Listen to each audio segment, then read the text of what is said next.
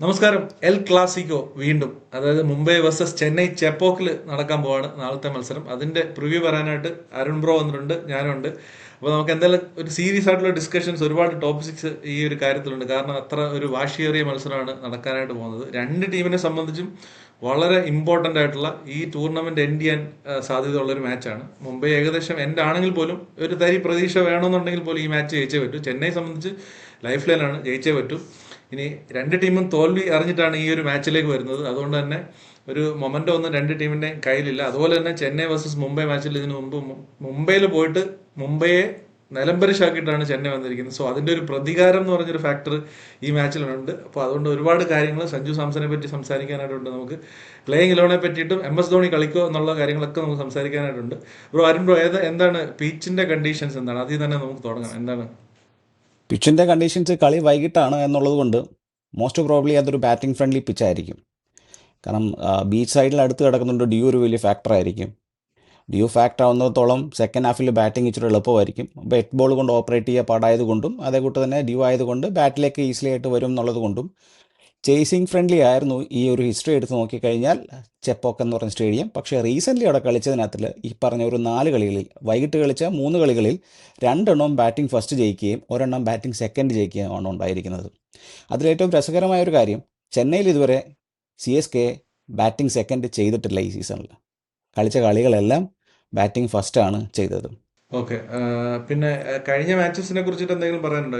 ഇപ്പൊ ചെന്നൈ മുംബൈ രണ്ട് കളി, അതായത് ശക്തമായി തിരിച്ചു വന്നതിന് ശേഷം അതേപോലെ തന്നെ ശക്തമായി തിരിച്ചു പോയിട്ടാണ് ഇപ്പോൾ വരുന്നത്. രണ്ട് കളി തോറ്റിട്ടാണ് വരുന്നത്. അതിലൊന്ന് ചെന്നൈയുമായിട്ടാണ്. ചെന്നൈ ലാസ്റ്റ് മാച്ചിൽ ഗുജറാത്തുമായിട്ട് പരാജയപ്പെട്ടിട്ടാണ് വരുന്നത്. അപ്പോൾ ആ മാച്ചും ഈ മാച്ചിനെ എങ്ങനെ അത് ബാധിക്കാൻ സാധ്യതയുണ്ട്, ആ ഒരു അതെ, മൊമെന്റം രണ്ടുപേരും രണ്ട് രണ്ട് ടീം? എക്സ്ട്രീം കണ്ടീഷൻസിൽ നിന്ന് വരുന്ന ആളാണ്. ഒരാൾ 240 പോസ്റ്റ് ചെയ്തിട്ട് അത് ഡിഫെൻഡ് ചെയ്യാൻ പറ്റാതെയും, ഈ ചെന്നൈ ആണെങ്കിൽ ബാറ്റിംഗ് സ്ട്രെങ്ത് ഒന്നുകൂടെ ടെസ്റ്റ് ചെയ്ത് 150 ഓൾ ഔട്ടായി തിരിച്ച് അവർ ഔട്ട് പെർഫോം ചെയ്ത് ജയിക്കുകയാണ് ഉണ്ടായത്. പക്ഷേ കമ്പാരിറ്റീവ്ലി എനിക്ക് തോന്നുന്നു ചെന്നൈക്കാണ് ഇച്ചിരൂടെ ഇതിനകത്തിൽ തോൽവിയിൽ തന്നെ ഒരു ബെറ്റർമെൻറ്റ്. കാരണം മുംബൈ എന്ന് പറയുന്ന ടീം തോൽക്കുന്നു എന്നതിലുപരി ആദ്യത്തെ 6 ഓവറിൽ തന്നെ അവരെ കളി തീരുവാണ്. ഏതൊരു അത് ചിലപ്പോൾ ഒരു ബാറ്റിംഗ് കണ്ടീഷനിൽ ഇപ്പോൾ ബാറ്റ് ചെയ്യണമെന്നുണ്ടെങ്കിൽ ആദ്യത്തെ 6 ഓവറിൽ തന്നെ ഒരു 3-4 വിക്കറ്റ് പോയി അവർ കൊളാപ്സ് ആവുകയാണ്. ബോളിങ്ങിലാണെങ്കിൽ ആദ്യത്തെ 6 ഓവറിൽ തന്നെ അവരെ വേണ്ടതിൻ്റെ ഇരട്ടിക്കുള്ളിൽ അടിച്ച് നെറ്റ് റൺ അല്ലെ റൺ റേറ്റ് ബാറ്റിംഗ് ടീമിൻ്റെ അണ്ടറിൽ കൊണ്ടുവന്ന് മുന്നോട്ട് പോവുകയാണ്. പക്ഷേ ചെന്നൈ എന്ന് പറയുന്ന ടീം അത്ര ഒരു പൊസിഷനല്ല കമ്പാരിറ്റീവ്ലി നിൽക്കുന്നത്, ഫാർ മോർ ബെറ്റർ പൊസിഷനാണ്. ഇത് മുംബൈ വീസസ് ചെന്നൈ എന്നതിലുപരി ഇതിനകത്തിൽ ഒരു ബാറ്റിംഗ് ഡിപ്പെൻഡൻ്റ് ആയിട്ടുള്ള ഒരു സിംഗിൾ പേഴ്സൺ, അതായത് Sanju Samson visas bowling dependent ആയിട്ടുള്ള ഒരു സിംഗിൾ പേഴ്സൺ, അതായത് ബുംറ, സഞ്ജു വീസസ് ബുംറ എന്നുള്ള രീതിയിലായിരിക്കും ഈ കളി ഞാൻ മുന്നിൽ കാണുന്നത്. ഒരു ടീം തുടങ്ങുന്നത്. പ്യുവർലി അപ്പോൾ സഞ്ജുവിനെ ഡിപ്പെൻഡ് ചെയ്ത് നിൽക്കുന്നു, ഒരു ടീം പ്യുവർലി ബുംറയെ ഡിപ്പെൻഡ് ചെയ്ത് നിൽക്കുന്നു എന്നുള്ള അവസ്ഥയിലാണ് ഇപ്പോൾ നിൽക്കുന്നത് ഈ ഒരു ടീമുകൾ. ആ, മുംബൈയുടെ കേസ് പറയുകയാണെന്നുണ്ടെങ്കിൽ ഒരു സ്റ്റാറ്റ്സ് നോക്കുമ്പോഴത്തേക്ക് മുംബൈ ഈ ഒരു സീസണിൽ 22 പേരെ എന്തോ 21 പേരെ എന്തോ അറൗണ്ട് കളിപ്പിച്ചിട്ടുണ്ട്. അതായത് ഒരു കോമ്പിനേഷൻ അവർക്ക് സെറ്റ് ആയിട്ടേ ഇല്ല. കോമ്പിനേഷൻ എന്ന് പറഞ്ഞ സാധനമേ അവർക്ക് ഒരു ക്ലൂലെസ് ആയിട്ടാണ് അവർ വരുന്നത്. സോ ബ്രോ പറഞ്ഞ പോലെ തന്നെ രണ്ട് ടീമിനെ കമ്പയർ ചെയ്യുമ്പോൾ ചെന്നൈയാണ് പിന്നെയും കുറച്ചും കൂടെ ഒരു ബേസിക് കോമ്പിനേഷൻ എങ്കിലും അവരുടെ കയ്യിലുണ്ട്, ഒരു ബേസ് ഉണ്ട്. അതിൽ നിന്ന് ചെറിയ പ്രശ്നങ്ങളൊക്കെ ഉണ്ടെന്നേ ഉള്ളൂ. സോ എന്തായാലും നമുക്ക് പ്ലേയിങ് 11 പോവാം. അപ്പോൾ കുറച്ചും കൂടെ ഒരു ക്ലാരിറ്റി കിട്ടും. പിന്നെ അത് മെയിനായിട്ടുള്ള നമുക്ക് നോക്കി കാണുന്ന കാര്യം MS ധോണി കളിക്കുമോ എന്നുള്ളതാണ്. MS ധോണി കളിക്കുമോ എന്നുണ്ടെങ്കിൽ ഞാൻ ജസ്റ്റ് എൻ്റെ ഒരു പ്ലേയിങ് ലോൺ പറയാം. അപ്പോൾ അതിൽ നിന്ന് നമുക്ക് മുന്നോട്ട് ഡിസ്കസ് ചെയ്യാം. ബ്രോയുടെ തോട്ട്സ് പറഞ്ഞു. അതായത് Sanju Samson okay. Will open with Ruturaj Gaikwad. Number 3 Urvil പട്ടേലാണ് കഴിഞ്ഞ പ്രാവശ്യം ഇവർ കളിപ്പിച്ചത്. പക്ഷേ ഉർവിൽ പട്ടേൽ ഇവിടെ കളിപ്പിക്കുന്നതുകൊണ്ട് സർഫറാസ് ഖാൻ താഴേക്ക് പോകുന്നു, അതിന് താഴെ ബ്രവിസ് പോകുന്നു, അതിന് താഴെ ശിവൻ ദുബെ വന്നു. ശിവൻ ദുബെ നമ്പർ 6 വരുന്നു. സോ ഇവരുടെ ഒരു ബാറ്റിംഗ് ലൈനപ്പിൽ അതിനെ ബാധിക്കുന്നുണ്ടോ എന്ന് എനിക്ക് തോന്നുന്നു. സോ എൻ്റെ ഒരു പ്ലേയിങ് ലെവലിൽ ഉർവിൽ പട്ടേൽ ഇല്ല. നമ്പർ 3 സർഫറാസ് ഖാൻ ആണ്, നമ്പർ 4 ബ്രവിസ് ആണ്, നമ്പർ 5 ഡൂബെ, നമ്പർ 6 കാർത്തിക് ശർമ്മയോ അല്ലാന്നുണ്ടെങ്കിൽ ധോണി കളിക്കുകയാണെന്നുണ്ടെങ്കിൽ പെർഫെക്റ്റ്. ധോണി വരുവാണെന്നുണ്ടെങ്കിൽ അവർക്ക് ഇപ്പോൾ വേണ്ടത് ഒരു ഫിനിഷറിനാണ്. So number 6 Dhoni, number 7 Jamie Overton, number 8 Akeal Hosein. അതിനകത്തൊരു ബാറ്റ്സ്മാൻ ഷോട്ട് ഉണ്ട്, പക്ഷെ അത് ഇമ്പാക്ട്, ഇതൊരു ബോളേഴ്സിന്റെ ടീമാണ്, ബോളിംഗ് സൈഡ് വരുമ്പോൾ ഉള്ളൊരു ടീമാണ്. സോ ഒരു ബാറ്റ്സ്മാനെ ഇമ്പാക്ട് സപ്പായിട്ട് കൊണ്ടുവരാം, ഉർവിൽ പട്ടേലോ അല്ലെങ്കിൽ മറ്റേതെങ്കിലും ഒരാൾ. Number 8 Akeal Hosein, number 9 Noor Ahmad, number 10 Anshul Kamboj, number 11 Spencer Johnson. Most likely Spencer Johnson കളിക്കുമെന്നാണ് തോന്നുന്നത്. സോ ഇതാണ് എൻ്റെ ഒരു പ്ലേയിങ് ആണ്. എന്താണ് ബ്രോയുടെ ഒരു അഭിപ്രായം? ഇതിനകത്തിൽ എനിക്ക് ചെറിയൊരു വ്യത്യാസം തോന്നുന്നത്, ഈ ബാറ്റിങ്ങിൽ ഓപ്പണിംഗ് ഒരു രീതിയിൽ മാറ്റം ഉണ്ടായിരിക്കത്തില്ല. ഋതുരാജ് ഗെയ്ക്വാദ്, സഞ്ജു സാംസൺ എന്നുള്ളവരായിരിക്കും. വൺ ഡൗൺ ഉർവിൽ പട്ടേൽ തന്നെ തിരിച്ചിറങ്ങുകയും ചെയ്യും. ഒരു കളി മാത്രം വിലയിരുത്തിക്കൊണ്ട് പുള്ളിയെ പുറത്തിരുത്തത്തില്ല. പുള്ളിക്ക് ആ ഒരു ഇൻറ്റൻറ്റ് ടോപ്പ് 3 വേണം എന്നുള്ളതുകൊണ്ട് ഉർവിൽ പട്ടേൽ ഡെഫിനറ്റ്ലി കളിക്കും. ഫോർത്ത് എനിക്ക് ഇറങ്ങുന്നത് എൻ്റെ ടീമിൽ ബ്രിവ്യൂസ് ആയിരിക്കും. ഫിഫ്ത്ത് സർഫറാസ് ഖാനും, അതിനുശേഷം ശിവൻ ദുബെ ഫിനിഷർ, അതിനുശേഷം ജെമി ഓർട്ടൺ എന്നുള്ള രീതിയിലായിരിക്കും. കാർത്തിക് ശർമ്മയെ എൻ്റെ ടീമിൽ ഉൾപ്പെടുത്തുന്നില്ല. കാരണം ഇത്രയും കളിയായിട്ടും പുള്ളി പ്രൂവ് ചെയ്തിട്ടില്ല എന്നുള്ളത് കൊണ്ടും ഇനി അങ്ങോട്ടൊരു റിസ്ക് എടുക്കാൻ പറ്റുന്ന ഒരു പൊസിഷൻ അല്ല ചെന്നൈ നിൽക്കുന്നതും എന്നുള്ളത് കൊണ്ടാണ് ആ ഒരു ചേഞ്ച് ചെയ്യാൻ ഉണ്ടാവുന്നത്. പിന്നെ ബോളിംഗ് ലൈനപ്പ് അവർ ഓൾറെഡി സോർട്ടഡ് ആണ്. അതിനകത്തിൽ ഈ പറഞ്ഞിട്ട് സ്പെൻസർ ജോൺസൻ്റെ ഒരു അഡീഷനോട് ഉണ്ടാവുന്നുണ്ടെങ്കിൽ ഉണ്ടാവുന്നു എന്നുള്ളതേ ഉള്ളൂ. അപ്പാർട്ട് ഫ്രം ദാറ്റ് അവർ സോർട്ടഡ് ആണ്. ഇമ്പാക്ട് പ്ലെയർ ആയിട്ട് ധോണി ആയിരിക്കും വരുന്ന മോസ്റ്റ് പ്രോബബ്ലി. അതെന്നുണ്ടെങ്കിൽ സർഫറാസ് ഖാൻ ഇമ്പാക്ട് നിർത്തി ധോണി 11 വരും എന്നുള്ള ചേഞ്ച് അതിനകത്തിൽ ഈ പറയുന്നതിൽ വ്യത്യാസമായിട്ട് എനിക്ക് പറയാനുള്ളൂ. അതിനകത്ത് എനിക്കൊരു ഡൗട്ട് വന്നിട്ടുള്ള ഈ ശിവൻ ദുബെ നേരത്തെ ചെന്നൈ യൂസ് ചെയ്തിരുന്ന ഒരു സ്പിൻ ഹിറ്ററായിട്ടാണ്. അതായത് മിഡിൽ ഓവേഴ്സിൽ സ്പിൻ ഹിറ്ററായിട്ട് യൂസ് ചെയ്തിരുന്ന ശിവൻ ദുബെ പിന്നീട് ഇപ്പോൾ ഗ്രാജുവലി ഒരു ഫിനിഷറായിട്ട് മാറിയിട്ടുണ്ട്. ശരിക്കും പറഞ്ഞാൽ ഒരു എൻട്രി പോയിന്റ്, ശിവൻ ദുബെയുടെ എൻട്രി പോയിന്റ് എന്ന് പറയുന്ന ഒരു 7 to 12 ഓവേഴ്സിനകത്ത് ആ ഒരു ടൈമിൽ ആയിരുന്നല്ലോ മുന്നേ വന്നിരുന്നത്. സ്പിന്നേഴ്സ് ഓപ്പറേറ്റ് ചെയ്യുന്ന ടൈമിൽ വന്നിട്ട് സ്പിൻ ബാഷർ എന്നുള്ള രീതിയിൽ. പക്ഷേ ഇപ്പോൾ വന്നിട്ട് ഒരു 15 to 20 ഒക്കെ സമയത്ത് ഫിനിഷ് ചെയ്യുന്ന ഒരു റോളിലേക്ക് ഇന്ത്യൻ ടീമിൽ പുള്ളി ആ റോള് ഭംഗിയായിട്ട് കുറേ ചെയ്തിട്ടുള്ളത് കൊണ്ടാണോ ആ ഒരു റോളിലേക്ക് പുള്ളി ഷിഫ്റ്റ് ആയിട്ടുണ്ട്. എൻ്റെ ഒരു അഭിപ്രായത്തിൽ കുറച്ചും കൂടെ ഒരു എൻട്രി പോയിന്റ് ശിവൻ ദുബെയുടെ മുകളിലേക്ക് വരണമെന്നുണ്ടെങ്കിൽ അതുകൊണ്ടാണ് ഞാൻ ഉർവിൽ പട്ടേലിനെ ഒഴിവാക്കിയത്. അല്ലാതെ ഉർവിൽ പട്ടേൽ തീർച്ചയായിട്ടും ഇപ്പോൾ ആയുഷ് മാത്രയ്ക്ക് പകരം ആ ഒരു ഇൻറ്റൻറ്റ് അവിടെ കാണിക്കേണ്ട ഒരു പ്ലെയർ തന്നെയാണ്. നന്നായിട്ട് 2 കളി കൊണ്ട് വിലയിരുത്തേണ്ട കാര്യമില്ല. എങ്കിലും ഇവർ ശിവൻ ദുബെയുടെ ഒക്കെ എൻട്രി പോയിന്റ് താഴേക്ക് പോന്നു എന്നുള്ളത് കൊണ്ടാണ്. ശരിക്കും അങ്ങനെ ഒരു സംഭവം ഉണ്ടോ? ശിവൻ ഇതിന് ദുബെ രണ്ട് ലേറ്റായി പോകണം. കാര്യങ്ങളാണുള്ളത്. രണ്ട് കാര്യങ്ങളാണുള്ളത്. ഒന്ന്, നാഷണൽ ലെവലിൽ പുള്ളി ഫിനിഷർ എന്നുള്ള രീതിയിൽ പ്രൂവ് ചെയ്ത ഒരാളാണ്. മനസ്സിലായി. അപ്പം അങ്ങനെ ഒരു കമ്മോഡിറ്റി ഇപ്പം സി എസ് കെയിലില്ല. രണ്ട്, സി എസ് കെ എന്ന് പറഞ്ഞ ടീമിന് അറ്റ് ദ മൊമെൻറ്റ് ദുബെ എന്നുള്ള ആൾ ഫിനിഷറായിട്ടാണ് വേണ്ടത്. കാരണം വേറെ ഫിനിഷർ അവിടെ ഇല്ല. മിഡിൽ ഓർഡർ ഹാൻഡിൽ ചെയ്യാൻ സ്പിൻ ഹിറ്റേഴ്സ് അല്ലെങ്കിൽ സ്പിൻ വെച്ചിട്ട് ബെറ്ററായിട്ട് കളിക്കുന്ന രീതിയിൽ അവിടെ സർഫറാസ് ഖാനും ഉണ്ട്, അത്യാവശ്യം നല്ല രീതിയിൽ സ്പിൻ കളിക്കുന്ന ആളാണ്. ബ്രൂവേഴ്സും ഉണ്ട്. അപ്പോൾ ഓൾറെഡി അവിടെ ആളുണ്ട് സ്പിൻ എന്നുള്ള രീതിയിൽ കളിക്കാൻ. ഉർവിൽ പട്ടേൽ ഒരു എക്സ്പ്ലോസീവ് ഇൻറ്റൻറ്റ് കാണിക്കുന്ന ഒരാളാണ്. അപ്പോൾ ആ ഒരു ഗ്യാപ്പ് അവിടെ വേണ്ട എന്നുള്ളതുകൊണ്ട് this is what the team demand എന്നുള്ളത് കൊണ്ടാണ് ദുബെ താഴോട്ടിറങ്ങി കളിക്കുന്നത്. അതിനകത്ത് ഒരു പോയിന്റും കൂടെ എനിക്ക് ആഡ് ചെയ്യാനുണ്ട്. നമ്മുടെ ഒരു വീഡിയോയിൽ ഒരു കമന്റ് സെക്ഷനിൽ പറഞ്ഞാണ്. അവിടെ നിന്നാണ് ഞാൻ ഇങ്ങനെ ഒരു കാര്യം ചെയ്തത്. ഇപ്പം ചെന്നൈയുടെ ടോപ്പ് ഓർഡറിൽ ലെഫ്റ്റ് ഹാൻഡേഴ്സേ ഇല്ല. അപ്പോൾ ഈ ശിവൻ ദുബെയും കൂടെ താഴേക്ക് പോകുമ്പോഴത്തേക്ക് തീരെ ലെഫ്റ്റ് ഹാൻഡേഴ്സ് ഇല്ലാത്ത ഒരു ടോപ്പ് ഓർഡർ എന്ന് പറയുമ്പോൾ എതിർ ടീമിന് പ്ലാൻ ചെയ്യാനും ഫീൽഡ് സെറ്റ് ചെയ്യാനൊക്കെ കുറച്ചും കൂടി ഈസിയാണ്. അപ്പോൾ കമന്റ് സെക്ഷനിൽ ഒരാൾ പറഞ്ഞു, how about Prashant Veer coming at number 3? Possible ആയിട്ടുള്ള ഒരു കാര്യമല്ല. പക്ഷേ ഒരു ലെഫ്റ്റ് ഹാൻഡർ ഇല്ല എന്നുള്ളൊരു പോയിന്റ് അവിടെ വാലിഡ് ആണ്. ഒരു പ്രശ്നമുണ്ട് അത് തീർച്ചയായിട്ടും. അതുകൊണ്ടാണ് ശിവൻ ദുബെ കുറച്ചൊരു 1 സ്റ്റെപ്പ് എങ്കിലും മുകളിലേക്ക് വരുവാണെന്നുണ്ടെങ്കിൽ, നമ്പർ 5 എങ്കിലും വരുവാണെന്നുണ്ടെങ്കിൽ ഇറ്റ് വിൽ ബി ബെറ്റർ എന്ന് എനിക്ക് തോന്നാനായിട്ടുള്ള കാര്യം. മോസ്റ്റ് പ്രോബബ്ലി പറഞ്ഞ തന്നെ ഉർവിൽ പട്ടേൽ തന്നെ കണ്ടിന്യൂ ചെയ്യാനായിട്ട് ഉള്ള ചാൻസ്, എൻ്റെ ഒരു അഭിപ്രായം പറഞ്ഞെന്നുള്ളൂ. നമുക്ക് എന്താ മുംബൈയുടെ ഇതിലേക്ക് പോയാലോ? ഇതിനകത്തിൽ രണ്ട് കാര്യങ്ങളാണ്. ടീമിലുപരി അഖിൽ ഹുസൈൻ എന്ന് പറഞ്ഞൊരു ബോളർ പവർ പ്ലേയിൽ തന്നെ ഓപ്പറേറ്റ് ചെയ്യണം. This is A what team demand. കാരണം അഖിൽ ഹുസൈൻ പവർ പ്ലേയിൽ കഴിഞ്ഞ കളി അത്ര രസകരമായി എറിഞ്ഞില്ല എന്നുണ്ടെങ്കിൽ പോലും ആ ഒരു ചേഞ്ച് കൊണ്ടുവരാതെ അഖിൽ ഹുസൈൻ പവർ പ്ലേയിൽ തന്നെ എറിയണം. കാരണം 5 തവണയോളം ക്വിൻ്റൺ ഡിക്കിനെ ഔട്ടാക്കുകയും 2 തവണയോളം വിൽ ജാക്സിനെ ഔട്ടാക്കുന്ന ഒരു history പുള്ളിക്കുണ്ട്.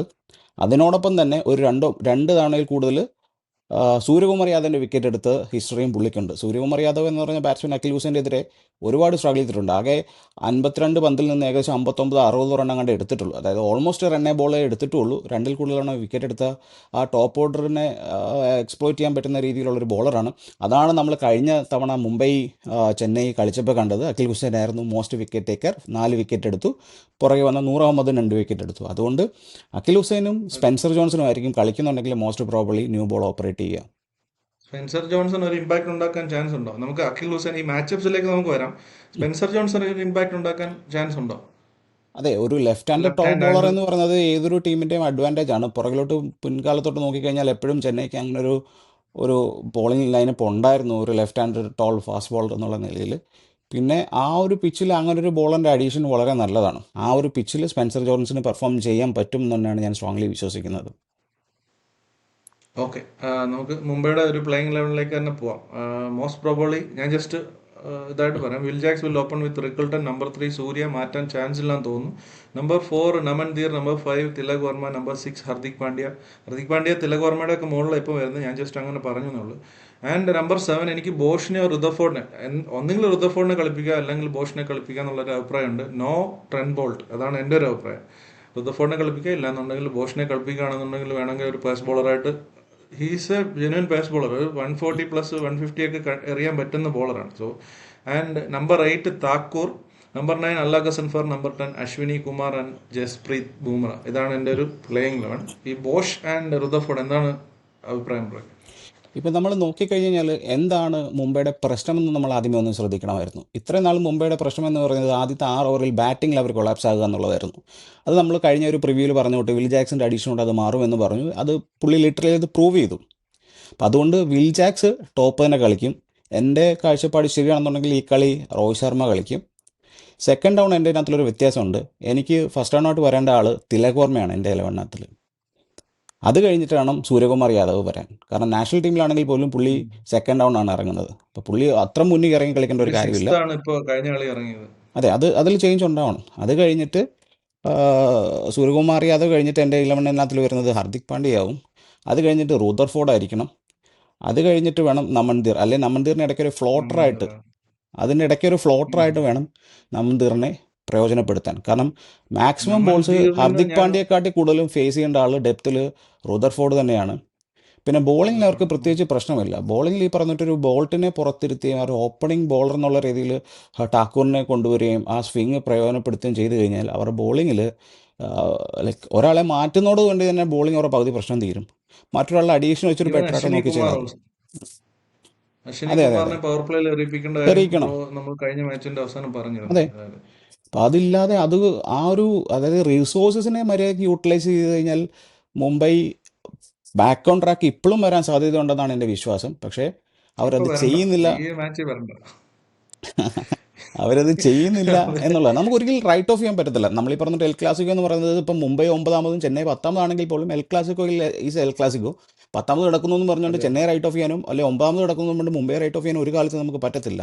Any day given day അത്ഭുതങ്ങൾ അങ്ങോട്ടും ഇങ്ങോട്ടും സംഭവിക്കാൻ പൊട്ടൻഷ്യലി കേപ്പബിൾ ഉള്ള രണ്ട് ടീമാണ്. ഇപ്പം ഇവരുടെ ബാറ്റിംഗ് ഓർഡറാണ് ഇവരെ ഈ തോപ്പിക്കുന്നത്. അതെ, ഇവരെ ഈ ബാറ്റിംഗ് ഓർഡർ അതെ. ഇപ്പോൾ കഴിഞ്ഞ കളി തോറ്റി തന്നെ അവർ ടോപ്പ് ഓർഡർ ഏകദേശം കമ്പാരിറ്റീവ്ലി മെച്ചമായിട്ട് കളിച്ചു. അതുകൊണ്ടാണ് അവർ ഈ സ്കോർ പോസ്റ്റ് ചെയ്യാൻ പറ്റിയത്. എന്നിരുന്നാൽ തന്നെ ഒരു 20-25 റണ്ണ് ഷോർട്ടായി പോകാൻ കാര്യം അവർ ഫിനിഷിങ്ങിൽ ഫാർ പവർ ഇല്ലായിരുന്നു. ആ റുദർഫോർഡിൻ്റെ അഡീഷൻ കൊണ്ട് അത് പരിഹരിക്കാൻ പറ്റുന്നതേ ഉണ്ടായിരുന്നുള്ളൂ. അതവർ ചെയ്തില്ല. ഈ കളിയെങ്കിലും അത് ചെയ്യും എന്ന് ഞാൻ വിശ്വസിക്കുന്നു. അതിന് പകരം ബോൾട്ടിനെ കളിപ്പിച്ചു. അപ്പോൾ റുദർഫോർഡ് വന്നു കഴിഞ്ഞാൽ അത് കുറച്ചും കൂടെ ബെറ്റർ ആവും. ഈ സീസൺ തുടങ്ങിയ പ്രിവ്യൂവിൽ തന്നെ ഞാൻ പറഞ്ഞു ഇത്രയും നല്ലൊരു ടീമിനെ എങ്ങനെ കുളമാക്കി, ഒരു കോമ്പിനേഷൻ സെറ്റ് ചെയ്യാൻ പറ്റാതെ എങ്ങനെ കുളമാക്കി എന്നുള്ള നമൻദീറിൻ്റെ കാര്യം. നമൻദീറിൽ ഒരുപാട് പ്രതീക്ഷയുള്ള ഒരു ബാറ്റ്സ്മാൻ ആയിരുന്നു എനിക്ക്. പക്ഷേ നമൻദീർ ആ ഒരു നമ്പർ 3 വരുമ്പോൾ എടുക്കുന്ന ടൈം ഒട്ടും ഹെൽത്തി ആയിട്ടും തോന്നുന്നില്ല. നമൻദീർ അബ് ദ ഓർഡർ കളിക്കുമ്പോഴത്തേക്കിന് ബൗണ്ടറി എന്ന് വെച്ച് കഴിഞ്ഞാൽ 5 ബോളിൽ ഒരു ബോളാണ് പുള്ളി ബൗണ്ടറി അടിക്കാൻ ഉള്ള റേഷ്യോ പറയുന്നത്. അത് 4 to 5 ബോൾസ് ഫേസിങ്ങിലാണ് പുള്ളി ഒരു ബൗണ്ടറി നോക്കുന്നതും. അതേകൂട്ട് തന്നെ 46% ഡോട്ട് ബോളുമാണ്. ഒരു ഉദാഹരണം പറഞ്ഞു കഴിഞ്ഞാൽ പുള്ളി ഒരു 10 ബോൾ ഫേസ് ചെയ്യുന്നിരിക്കട്ടെ ഇനിഷ്യലി. ആ സ്ലോ സ്റ്റാർട്ടിൻ്റെയാണ് പ്രശ്നം. ഈ 10 ബോൾ ഫേസ് കഴിഞ്ഞാൽ അതിനകത്തിൽ ഈ പുള്ളിയുടെ സ്റ്റാറ്റ് അനുസരിച്ച് 4 to 5 ബോൾസ് എന്ന് പറയുമ്പോഴത്തേക്കും മാക്സിമം അടിക്കാൻ ചാൻസ് ഉള്ളത് 2 ബൗണ്ടറിയാണ്. ഈ 10 ബോളിൽ 46% ഡോട്ട് ബോൾ എന്ന് പറയുമ്പോൾ 5 ബോൾ ഡോട്ടാണ്. ബാക്കിയുള്ള 3 ബോളിൽ 3 സിംഗിൾ ഇട്ടാൽ പോലും 8, 9, 10, 11 റണ്ണേ ആവത്തുള്ളൂ. അതായത് ഈ 10 ബോളിൽ പുള്ളിയെ കൊണ്ട് ഇനിഷ്യലി അടിക്കാൻ പറ്റുന്ന മാക്സിമം റൺ എന്ന് പറയുന്നത് 11. അപ്പോഴും ഓൾമോസ്റ്റ് റണ്ണേ ബോളേ വരുന്നുള്ളൂ. ആ ഒരു ഇൻറ്റൻ്റ് അല്ല അവിടെ വേണ്ടത്. അതുകൊണ്ടാണ് എൻ്റെ 11-ാമത്തെ തിലക് വർമ്മ 1 ഡൗൺ ആയിട്ട് ഇറങ്ങി. അതിന് താഴെ സൂര്യകുമാർ യാദവ്, അതിന് താഴെ റുദർഫോർഡ്, അതിന് താഴെ ഹർദിക് പാണ്ഡ്യ, അതിന് താഴെ നമൻദീർ എന്നുള്ള രീതിയിൽ ഞാൻ സ്റ്റാക്ക് ചെയ്തത്. ബോളിങ്ങിൽ അവർക്ക് വലിയ, അതായത് ഒരു ആളെ മാറ്റി മറ്റൊരാൾ കൊണ്ടുവന്നത് തന്നെ ബോളിങ്ങിൻ്റെ വലിയൊരു പ്രശ്നം മാറും. അവരുടെ ബോളിംഗ് ലൈനപ്പിൻ്റെ അല്ല പ്രശ്നം, ബോളിംഗ് എങ്ങനെ ഉപയോഗിക്കുന്നു എന്നുള്ളതാണ് പ്രശ്നം. ബുംറ തുടക്കത്തിൽ തന്നെ എറിയണം. 1-ാമത്തെ ഓവറും 3-ാമത്തെ ഓവറും ബുംറ എറിയണം. ഇവിടെ ഒരു വ്യത്യാസം എന്ന് വെച്ച് കഴിഞ്ഞാൽ വിൽ ജാക്സിന് പകരം ഗസൻഫർ മിക്കവാറും പവർ പ്ലേയിൽ എറിയാൻ ചാൻസ് ഉണ്ട്. കാരണം ഋതുരാജിന് പിച്ചിങ് അപ്പ് മൂവിങ് എവേ എന്നുള്ളത് ഒരു വീക്ക്നെസ് ആയതുകൊണ്ട് ഗസൻഫർ പവർ പ്ലേയിൽ ഓപ്പറേറ്റ് ചെയ്യാൻ സാധ്യതയുണ്ട്. ഒരു റിസോഴ്സസ് മര്യാദയ്ക്ക് യൂട്ടിലൈസ് ചെയ്താൽ still Chennai can come back എന്നാണ് എൻ്റെ വിശ്വാസം. ഓക്കെ, ഈ ബൂംറയുടെ കാര്യം പറഞ്ഞപ്പോൾ ഒരു വളരെ വിചിത്രമായിട്ടുള്ള ഒരു കാര്യം എന്താണെന്ന് വെച്ചാൽ ബൂംറ ഈ 8 മാച്ചസിൽ നിന്ന് വെറും 2 വിക്കറ്റ് എടുത്തിട്ടുള്ളൂ. അത് വളരെ സ്ട്രേഞ്ചാണ്. എനിക്ക് കുറേ കമൻറ്റ് ബോക്സിലൊക്കെ ഈ ബൂംറയ്ക്കെതിരെ കുറേ ഹേറ്റ്സ് ഒക്കെ ഞാൻ കണ്ടിട്ടുണ്ട് ഈ റീസെൻറ്റ് ടൈംസിൽ. ഈ ഒരു IPL സീസണിൽ പെർഫോം ചെയ്യാത്തത്. അപ്പോൾ നമ്മൾ ഓൾറെഡി പറഞ്ഞാണ് ബൂംറ ഈ ഒരു ക്യാപ്റ്റൻസ് ബോളർ ആയതുകൊണ്ടാണോ, ഹർദിക് പാണ്ഡ്യ ആ ഒരു റിസോഴ്സിനെ പ്രോപ്പറായിട്ട് യൂസ് ചെയ്യാത്തത് കൊണ്ടാണോ, പലപ്പോഴും ഫീൽഡിൽ പോലും കൺഫ്യൂഷൻസ് ഹാർദിക് പാണ്ഡ്യ ആൻഡ് ജസ്പ്രീത് ബുംറ ആ ഒരു കൺഫ്യൂഷൻ നമ്മൾ കാണാറുണ്ട്. ഫീൽഡിൽ നിർത്തുന്ന കാര്യത്തിൽ അവർ തർക്കിക്കുന്നത് അല്ലെങ്കിൽ അവരുടെ തമ്മിലുള്ള ഒരു എതിരഭിപ്രായമൊക്കെ നമ്മൾ കാണാറുണ്ട്. അതുകൊണ്ടായിരിക്കും ബുംറയുടെ ഒരു പെർഫോമൻസ് അല്ല അത് ടെക്നിക്കലി അല്ലെങ്കിൽ പുള്ളിയുടെ പേസിനോ ഒരു ഡ്രോപ്പോ അല്ലെങ്കിൽ ആക്യുറസിയുടെ കാര്യത്തിൽ ഒരു ഇതോ അങ്ങനൊന്നും എനിക്കൊന്നും ഈ ഒരു സീസൺ വലിയ ഫീൽ ചെയ്തിട്ടില്ല. സോ എന്തായിരിക്കും ആ ഒരു ഡിഫറൻസ്? അത് ഡിഫറൻസ് എന്ന് വെച്ചാൽ എങ്ങനെ യൂട്ടിലൈസ് ചെയ്യുന്നു എന്നുള്ളതിലാണ് ഡിഫറൻസ്. കാരണം ഇത് ബുംറയെ ഇവിടെ ഉപയോഗിക്കുന്ന ഒരു എസ്കേപ്പ് ഓവറായിട്ടാണ്, അതൊരു ഡിഫെൻസീവ് മെറ്റീരിയലായിട്ടാണ് ബുംറയെ രോഹിത് ശർമ്മ ഹാർദിക് പാണ്ഡ്യ യൂസ് ചെയ്യുന്നത്. ബുംറ ഒരിക്കലും ഒരു ഡിഫെൻസീവ് മെറ്റീരിയലായിട്ടല്ല യൂസ് ചെയ്യേണ്ടത്. ബുംറ ഒരു അറ്റാക്കിംഗ് മെറ്റീരിയലായിട്ട് യൂസ് ചെയ്യണം. ഒന്നാമത്തെ ഓവറും മൂന്നാമത്തെ ഓവറും എറിയാന്ന് വെച്ച് കഴിഞ്ഞാൽ അതൊരു അറ്റാക്കിംഗ് മൈൻഡ് സെറ്റാണ് അല്ലേ. നേരെ മറിച്ച് ഒരു നാലാമത്തെ ഓവർ വന്ന് എറിയുന്നു, ആറാമത്തെ ഓവർ വന്ന് എറിയുന്നു. അതിൻ്റെ അർത്ഥം എന്താണ്? പവർ പ്ലേയിൽ എൻഡിലേക്ക് അധികം റണ്ണ് സ്കോർ ചെയ്യാതിരിക്കാൻ വേണ്ടി 2 ഓവർ ഡെലിവർ ചെയ്യുന്നു എന്നുള്ളതേ ഉള്ളൂ. അപ്പോൾ അതായത് ഒരു ഡിഫെൻസീവ് രീതിയിലാണ് ബുംറ ഇവിടെ ഹാർദിക് പാണ്ഡ്യ യൂസ് ചെയ്യുന്നത്. അതുകൊണ്ടാണ് ബുംറ ആദ്യത്തെ 5 കളി വിക്കറ്റ്ലെസ് ആയിരുന്നു. അത്യാവശ്യം ഇപ്പോൾ എക്കണോമിക്കലാണ്, 10 പുള്ളിയുടെ എക്കോണമി എന്ന് പറയുന്നത്. പുള്ളി കഴിഞ്ഞ ഒരു കളി എനിക്ക് തോന്നുന്നു ചെന്നൈക്കെതിരെ ഫസ്റ്റ് ഓവർ എറിഞ്ഞാണ് ആകെ ഒരു ലെഗ് ബൈ 4ഉം ഒരു സിംഗിളുമാണ് ആ ഓവറെ കൺസിഡർ ചെയ്തത്. മനസ്സിലായി? ആ ഒരു പ്രഷർ ബുംറയെ കൊണ്ട് ക്രിയേറ്റ് ചെയ്യാൻ പറ്റും. അതുകൊണ്ട് മറ്റൊരു ബോളറിനെ കണ്ടെയ്ൻ ചെയ്ത് വിക്കറ്റ് എടുക്കാനുള്ള ചാൻസും കൂടും. ഇതിപ്പോൾ ഇതുമില്ല എന്നുള്ളത് കൊണ്ടാണ് ബുംറ അടി മേടിക്കുന്നത്. അല്ല ബുംറയുടെ റണ്ണപ്പിനോ പേസിനോ ആക്യുറസിക്കോ ഒന്നും ഒരു ചേഞ്ചും ഉണ്ടായിട്ടില്ല. ബുംറ ഈസ് ബുംറ. പക്ഷേ അതിനെ യൂസ് ചെയ്യേണ്ട രീതിയുണ്ട്, അതല്ല അത് ഇപ്പം നടക്കുന്നത്. ബുംറയുടെ കേസിൽ മാത്രമല്ല അള്ളാഹ് ഹസൻ ഫറെ കഴിഞ്ഞ മാച്ചിൽ യൂസ് ചെയ്ത കാര്യത്തിൽ, അതുപോലെ തന്നെ ഇമ്പാക്ട് പ്ലെയർ ആയിട്ട് ഷർദുൽ താക്കൂറിനെ കൊണ്ടുവന്നിട്ട് അത് ഒരു ക്ലൂ ഇല്ലാതെ അത് യൂസ് ചെയ്യാൻ പറ്റാതെ, അതൊക്കെ ശരിക്കും പറഞ്ഞാൽ ശരിക്കും അതൊരു ഇൻഡിക്കേഷനാണ്. ആസ് എ ക്യാപ്റ്റൻ ഹാർദിക് പാണ്ഡ്യക്ക് യാതൊരു ക്ലൂ ഇല്ല, എന്താ ചെയ്യുന്ന കാര്യത്തിൽ ഒരു ക്ലാരിറ്റി ഇല്ല, പ്ലാൻസിലൊരു എക്സിക്യൂഷനിൽ ഒന്നും ഒരു ക്ലാരിറ്റി ഇല്ല എന്നുള്ളത് വളരെ വ്യക്തമാണ്. സോ അതിൽ നിന്ന് ഈ ഒരു മാച്ചിൽ വന്നിട്ട് പ്രത്യേകിച്ച് ഒരു വലിയ ഡിഫറൻസ് ഒന്നും ഉണ്ടാക്കാൻ പറ്റുമെന്ന് എനിക്ക് തോന്നുന്നില്ല. അൺലെസ് ആൻഡ് അൺലോങ് ഈ ഹാർദിക് പാണ്ഡ്യ എന്ന് പറഞ്ഞൊരു ക്യാപ്റ്റൻ മാറാതെ മുംബൈയുടെ ഒരു പ്രശ്നം സോൾവ് ചെയ്യാൻ പറ്റുമെന്ന് തോന്നുന്നില്ല. ഈവൻ കോച്ചിങ് സ്റ്റാഫ് പോലും നമ്മളത് ഓൾറെഡി ഡിസ്കസ് ചെയ്തതാണ്. സോ അത് അപ്പോൾ ഒരു എഡ്ജ് പറയാനാണെന്നെങ്കിൽ എൻ്റെ സൈഡിൽ നിന്ന് എഡ്ജ് തീർച്ചയായിട്ടും ചെന്നൈക്കാണ്.